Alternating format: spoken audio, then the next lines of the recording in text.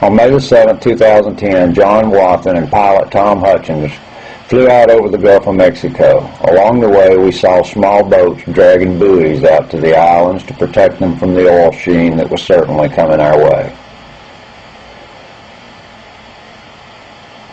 At 9 miles out, we began to smell the oil. At 11 miles out, we saw a visible sheen on top of the water. Heavy streaking was evident at about mile 15. Mile 26, we began to see solid oil on top of the water with a heavy sheen and numerous streaks at mile 34. Mile 87, ground zero. My first view of the site was one of tremendous impact. I'll never forget the scene. These are not small boats. While standing at a dock looking at them, they look like large ships. They're dwarfed in comparison to what I see on the horizon. Nothing but a red mass of floating goo that could have been prevented and should have been prevented.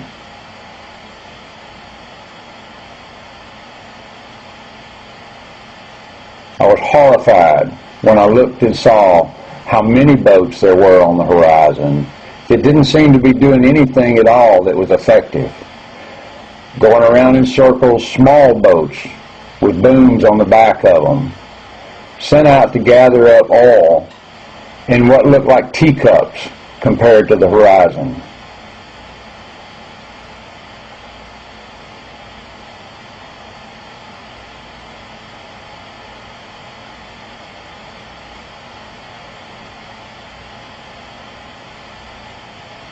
We counted 30 boats in the pictures, all floating around while this stuff was headed for shore. Nobody seemed to be able to do anything about it. For the first time in my environmental career, I find myself using the words hopeless. We can't stop this. There's no way to prevent this from hitting our shorelines. The best I think we can do is minimize the impact, learn from our mistakes. We have to have fuel, we have to have gasoline. The price we're paying now is far too expensive. Safety measures that could have prevented this were not in place. It's time for our government to step up to the plate and take responsibility for what's happening on the shores of our country. Several waterkeeper programs along the coast have already been impacted, and many more are expecting landfall. Along with other environmental groups up and down the coast, it should be mentioned that this is not only an environmental disaster, but a social disaster as well. Fishermen out of work, oyster shuckers, no work, people working the docks, all up and down the coast. People are canceling reservations. Fishing boats are not going out.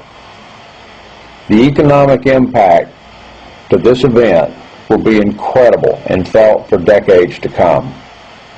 No one knows if the fishing will ever recover. No one knows if the Gulf will ever heal from this. One thing for certain, we must learn from the mistakes that have been made here. This cannot happen again.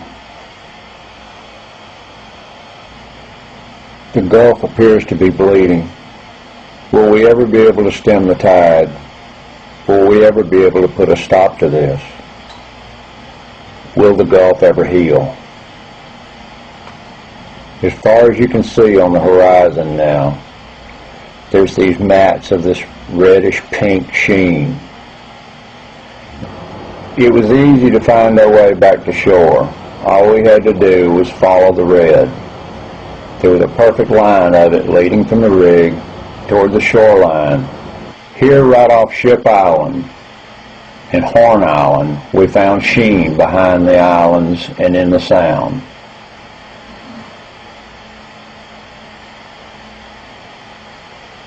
Preparations had been made, but will it be enough?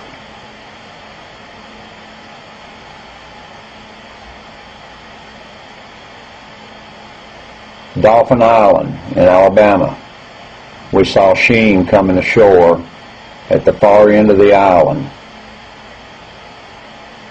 That was on May the 7th. On May the 8th, they found tar balls.